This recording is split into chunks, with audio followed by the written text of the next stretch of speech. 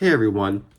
So essentially, whenever you want to say that Hollywood is running out of ideas, that's not normally something you would say it seems like it would happen. It's something that a lot of people say is already happening. It seems that people have noticed since there are so many sequels and remakes coming out recently, that's just one of the biggest quotes that people like to say for when talking about Hollywood. They say Hollywood is running out of ideas.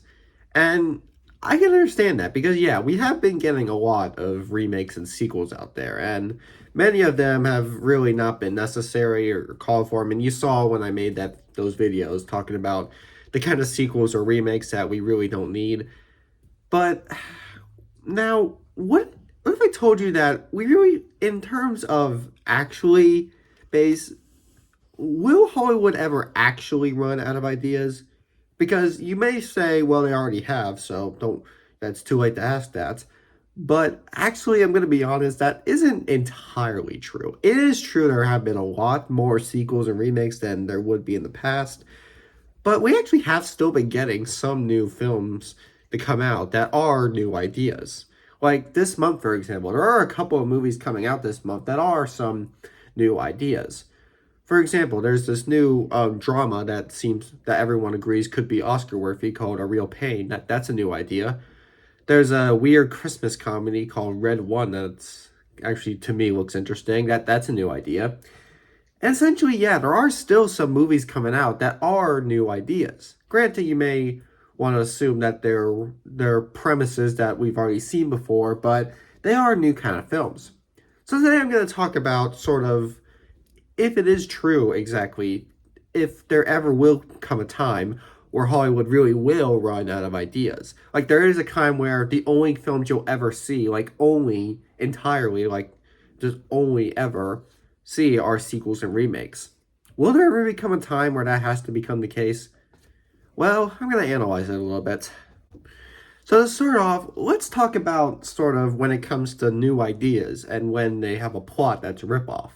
I've talked about ripoffs before, so you have heard me say sort of when I would say a movie's a ripoff, when a plot or something that I've seen similarly before is something that's really criticizable, or if that's even a word, I don't know. Anyway, so what about with these new ideas? Are there still new film ideas coming out that have been seen as ripoffs? Well, let's take a look at the ones coming out this month, for example, the ones I mentioned before.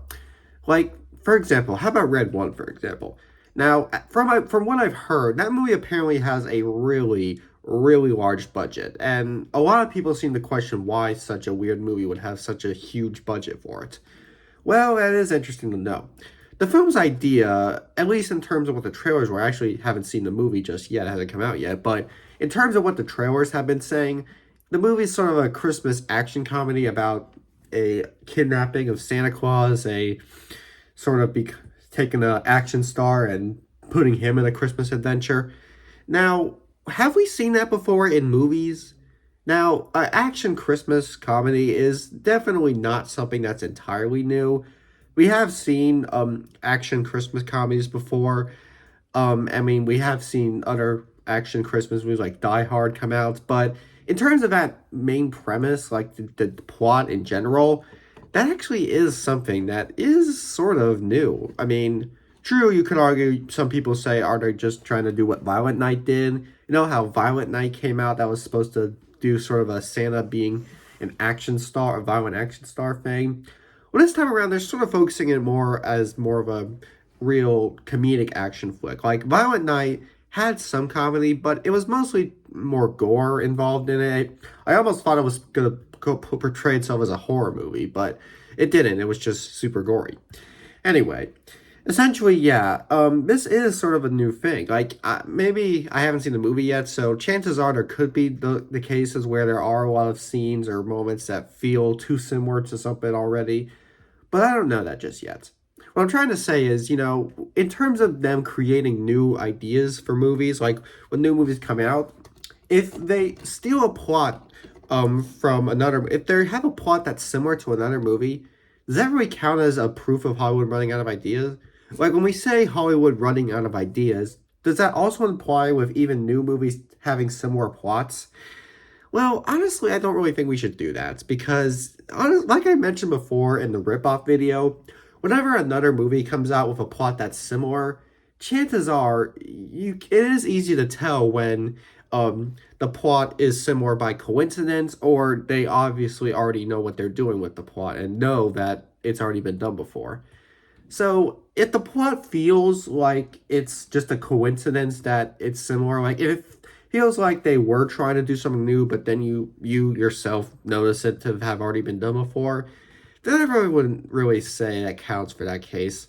If the plot does have a rip-off quality where you have seen it before, and you know that that was clearly their intentions, maybe that doesn't really qualify much for Hollywood running out of ideas. It's more qualifying for Hollywood sort of going for the ripoff thing.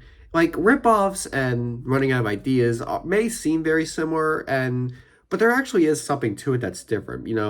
We talk about no more ideas when they're just making a sequel or a remake. And essentially, yeah, that's sort of what it is. But in terms of a ripoff of new movie that comes out that steals a plot from an original film, we just consider those ripoffs. I really wouldn't put those as part of the idea of Hollywood running out of ideas. I would just say that they're good proofs that we sort of need to make sure that they know more capable what they do with their plot. Because Red One, for example, that looks like it could be a pretty fun movie. I mean, I've heard Rotten Tomatoes and some other um, film critic reviews say it's pretty dumb, but I'm gonna keep my eyes open because I don't know. I see potential in movies. I mean, I'm one person who thought the Joker sequel would turn out well, and that didn't work out. I hated it, but I had hopes for it. So I'm one who can still have hopes for a movie even after Rotten Tomatoes or some other critics would say stuff for it. Either way, yeah, the case is, rip-offs are their own thing. And if you want me to talk more about when I would criticize something for being a rip-off, then yeah, I have made a video about it. If you want to watch it, you can. If you don't, then you don't have to. It's not that great. It's just me talking like I'm doing right now. Now, also, speaking of sequels, some people would wonder why we would say sequels proof of running out of ideas when sequels are supposed to be a new story. Because, yeah, we have been getting a lot of sequels this year, and most of the ones I've seen this year have been new ideas. Actually, I think, in fact, every sequel I've seen this year, even the bad ones, did have a new idea. Like, the good sequels, like Dune or Inside Out sequels, those did follow a new gimmick. I know some people would argue that Inside Out sequel sort of took a lot of elements from the first movie, but I feel like all the criticizers for that movie now, after more great anime movies come out, are just driving me nuts. Like, ever since Wild Robot and Transformers 1 came out and people love those animated films, they seem to talk dirty about Inside Out too. I don't get it. But, it's what it is. Anyway, when a sequel has a new idea, why would we say that that's them running out of ideas?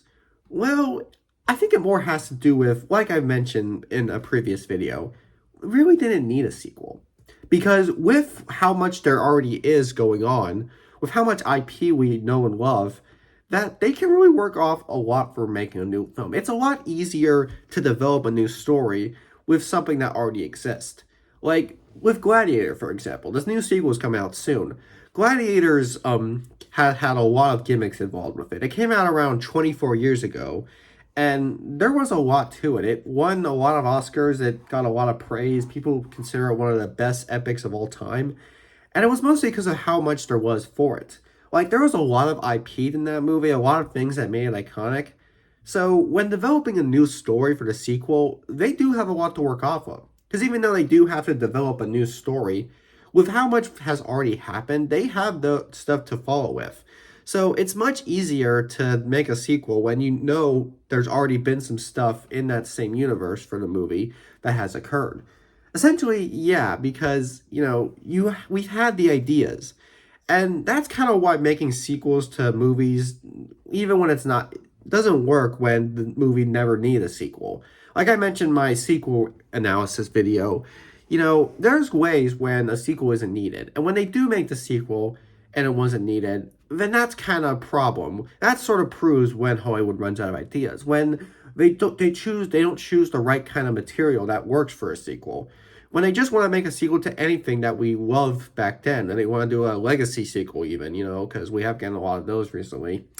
When they want to do that, then that is proof that they are just kind of developing not really much new material. Because even if you argue the story is new, it still is the same IP. And it's an IP that we always felt worked best when it was just its own movie. When we never thought it would have good sequel potential, then the sequel for it just doesn't really work well. Like with Joker 2, again, I was one of the few people who thought that Joker could work well with a sequel. I know a lot of people said that there really didn't need to be a sequel to this, to Joker, and I can understand that. But still, I sort of thought that there was some stuff to work off of that could have made for a fine Joker sequel. But no, they had to screw it up. Them people had to screw it up. Anyway, let me not talk too much about that movie. I don't want to spend the whole video saying Joker 2 sucks because I just probably should just rename the video then. Anyway, yeah, the only way that a sequel really does prove off to Hollywood not having any more ideas is when it's one of those not needed sequels. When it's a Fast and Furious sequel or a Despicable Me sequel. When it's one to a movie that ended off with it seeming like there really isn't much more to do. When it ended with the main character dying or not continuing what his whole goal was, or if the overall idea for the movie is just gone now, then you really don't need a sequel for it. So that's kind of why, even if Gladiator 2 does turn out to be good, it still isn't really a sequel that was ever necessary to begin with. I mean, it's interesting. They got Ridley Scott to direct it, which I'm kind of surprised with. But even outside of that, no, I just don't really think that the Gladiator was really sequel worthy. But yeah, if you get what I'm saying, then yeah. The sequels that were never meant to happen are the ones that show off when Hollywood really does run out of ideas. Now, what about with adaptations? Now, that's going to be a big opinion for me. A lot of people would say when a movie based off of a book, a TV show, a video game, or some other IP other than movie comes out, normally they would say, oh, look at that, they're just remaking other things. But what if I told you I don't consider that? I don't remember if I mentioned this in my remake video or not, but whenever they're making a movie based off of something else that isn't a movie, like if it's just a short film or a TV show or something else that isn't really a cinematic film, I actually would say that's part of the category of new ideas. Because even though it's not entirely a new idea, it actually sort of still is. Because it is being put to the big screen. It takes a lot to take something that's shorter or made for a different style to be placed on the big screen. Again, this is something I probably mentioned before. But yes, because, when like video games, for example, video games and movies are pretty different. Video games are all about playing them. You control the game. You control what happens. So when making a movie about that, you got to do more stuff with it. You got to make it so that, we can't control it because, we're not the ones. We can't play the movie. I think that would be a cool feature. But no, that's not what it is. When making a video game into a movie, you got to make sure the story develops. You got to make it so that an actual story happens. Like you take the story that the video game had for us to play and you make it to where we don't actually play it. And it actually is a lot harder than it sounds. You think that would be easy, just make the movie how the game is. But really, no. You got to do a lot with it. You got to make sure that it feels a cinematic adventure. Like, you got to make it so that instead of it being the feeling of playing it, it's the feeling of getting to it, getting invested with it. And there is a lot to do that makes that hard. And that's why I've noticed a lot of video game movies have not been doing well with that idea. Now, we have seen some good video game movies come out recently, like the Sonic movies have proven to be incredibly successful. But then there's other movies that are out there, like, say, Borderlands that just came out. Yeah, we all know how Borderlands turned out. Or how about Five Nights at Freddy's? I know a lot of audiences love to praise that movie, but I'm part of the category that hates it. Those kind of movies are the bad ones because they don't really work well with the material. they care more about trying to appeal to fans in weird ways, trying to use up as much money as they have, rather than actually take the story and make it a cinematic adventure. And that's kind of why those video games movies don't work. And the reason other video game movies like the Sonic films work is because they do take the character, they do take the gimmick, and they actually make a new cinematic adventure to it. Granted, the first Sonic movie did have a lot of similar IP in it, but as the series continued, as we got the second movie, and then we, of course, got the third movie coming out soon, they actually are expanding it with new ideas, and ideas that feel cinematic. They don't feel like too much like what we played back in the 90s on Sega, but rather they feel like a new cinematic adventure. I mean, you could watch it and recognize it from the original source, but you still can see it as a new film. So I really hope that the third Sonic movie does as well as the other two, or even does better, honestly, I hope. Because they seem to there seems to be a lot that's being done with the Sonic films. I mean, the first one, it seemed like it was just going to be one of those silly children's video game adaptations. But with these sequels and media coming out, I think they're trying to make it as cinematic and epic of a video game franchise as they can for movies. And as for other media, like TV shows or shorts, those are a little easier. With TV shows, making a new film for it, you could argue they could just remake it, but it actually still has to be a full movie. So, you still got to put more direction and detail with it when making the movie, because even with a TV show being similar to a movie, just longer with more episodes attached, a lot of shows that are turned into movies are shows that follow a very hard formula for a movie to accomplish. Say Game of Thrones, for example. Every episode in Game of Thrones follows a linear story. But if you put every episode together and make it one full-length movie, it would be like over 10 hours long. So that's why it's hard to adapt Game of Thrones into a movie. Because, you gotta make sure you've put enough in it without making sure you don't leave out anything or include anything that wasn't needed. Because there was a lot to Game of Thrones that made even the source material, because the show itself is already based on a book series that's really long.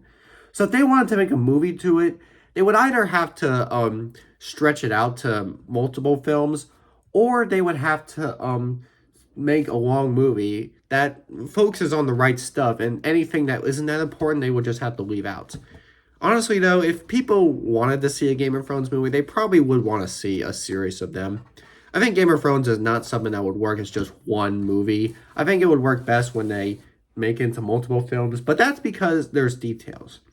So what I'm trying to say is, running out of ideas doesn't include taking a book or a TV show or something other than a movie and turning it into a movie. Because there is still a lot of effort that needs to be done in making that into a movie. That's kind of what I'm saying. So when we say Hollywood's running out of ideas, I wouldn't really say we should count that with when they're adapting a book or show or video game. Because there are details that those things have that wouldn't work if we just directly copy and pasted it onto the big screen. There's got to be a lot of attention put into it so that we can follow it as a movie and not just watch it and be instantly just feel like it's the same thing. If they do that, then that is a bad choice. That would just make for a really bad movie. But people do have to make sure that the material is cinematic so it works as a movie. If they don't do that, then the movie will just turn out bad. But if they do that, then that kind of just shows it is a new idea. And that's just kind of what I'm saying. That's kind of not the case. Now, finally, it's time for me to answer the big question. Will there ever become a time where Hollywood will actually run out of ideas, where we really will only be getting sequels and remakes come from our American cinema? Well, I really don't think that's possible.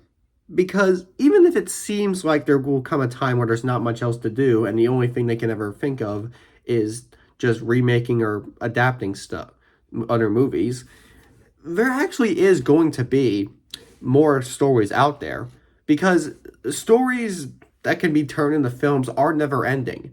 Like, now there are still tons of new ideas that can be done. We've seen a ton of ideas as movies, but there are still going to be more ideas out there. Like, I've listed out some ideas of movies that I would make if I ever become a filmmaker, and I know that they haven't been done before. So essentially, yeah, it's really, there really shouldn't, I really don't think there's going to become a time where there's nothing else to make. Like, there's not going to be any more material, whether it's a new idea from the thought or a new idea from other media turning into a movie. I don't really think there's ever going to become a time where they'll run out of that. You could argue there come a time where they choose not to focus on that and just remake or do sequels. But I just want to say, I'm just saying this so that we know for sure that they can't do that. And we've already got past a really bad strike, but I feel like I'm worried about if there will ever become another strike when Hollywood does decide to just focus on sequels and remakes. Because they should know that there's not going to become a time where that's all they can ever think of.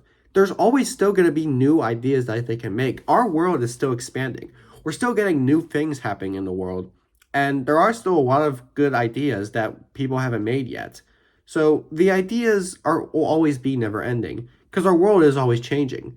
And new material like books or TV or shows are still out there. And as long as we focus on how to make it cinematic, it can work.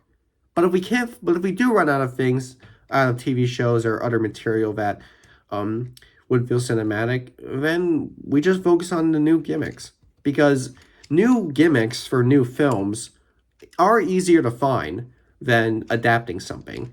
It may seem crazy to think, but that is true. It actually is a lot easier to make a movie with a new idea than to make one with something that already exists. Because then you have something to work off of that has a better chance of succeeding. So, yeah, what I'm saying is, even if you argue that Hollywood will think of that, that isn't something that will legit happen. It's not going to be something that will happen in general. We're always going to have new ideas. And if you think that Hollywood isn't making new ideas anymore, then you come up with your own.